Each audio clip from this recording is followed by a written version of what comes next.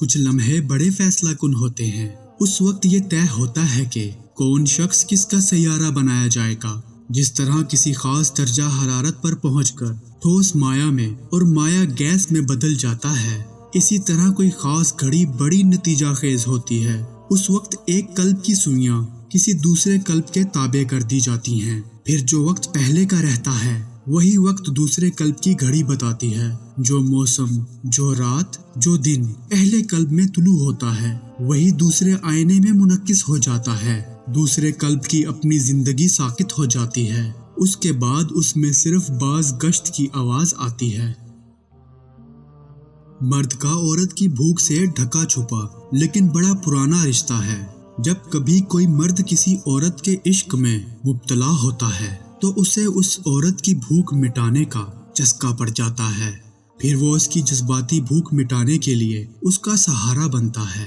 ذہنی خلا، جو بھوک ہی کی ایک شکل ہے، ختم کرنے کو اس سے باتیں کرتا ہے، اس کی جذباتی بھوک کے لیے تفریح کا سامان مہیا کرتا ہے۔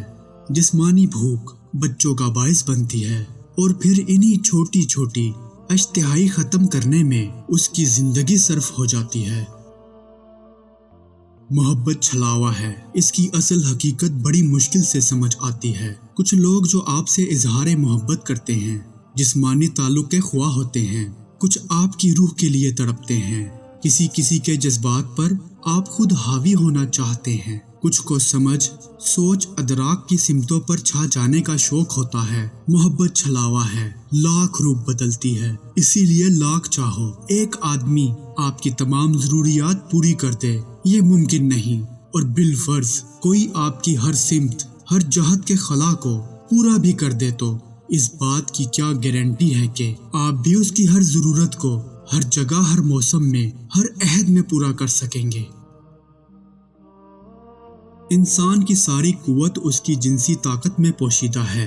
وہ جانوروں اور پرندوں کی طرح محض نسل بڑھانے کو اپنی جنس استعمال نہیں کرتا، بلکہ طاقت کے اس مشکی گھوڑے کو اپنی رانوں میں دبا کر رکھتا ہے۔ پھر یہی برق رفتار اسے دین اور دنیا کی مسافتیں طے کرنے میں مدد دیتا ہے۔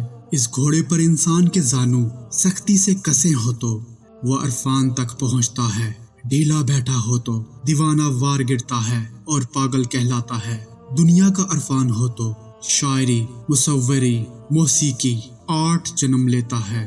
دنیا دار نہ ہو، قوت تیز ہو تو عرفان کی حدیں چھو لیتا ہے۔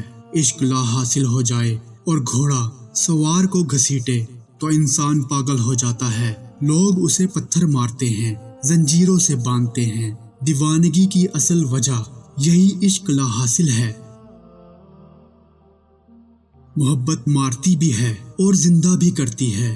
پھنکارتی انا کو مارنے کے لیے بھی محبت کا زہر ہے، اور قریب المرگ زندگی کو زندہ کرنے کے لیے بھی محبت ہی کا تریاق ہے۔